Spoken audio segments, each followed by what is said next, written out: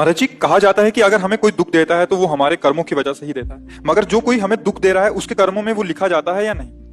अब देखो, न्यायाधीश इस विषय को ठीक से निर्णय कर सकता है।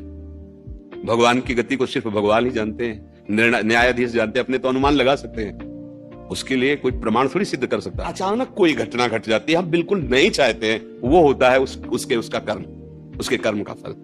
कोई हमारा सोच नहीं, कोई संकल्प नहीं, जो संकल्प करके तो उसमें उसको दंड मिलेगा और उसके पाप का समन हो जाएगा। अगर हमारा पाप नहीं कि हमें यहां से ऐसे तनिक हुई, तो चाहे जितना आप संकल्प कर लो, यहां खरोच नहीं कर सकते।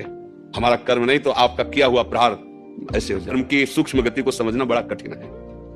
अब कब कहां कैसा क्या सहयोग होता है तो न्यायाधीश जाने। बकाया इतना है, अगर हमारा कर्म गंदा नहीं है तो लोग लाखों हमसे द्वेष करें, हमारा बाल बांका भी नहीं कर सकते। और हमें अगर दंड भोगना है तो फिर वो कहीं ना कहीं अपना रूप रख करके आएगा और मुझे दंड देगा।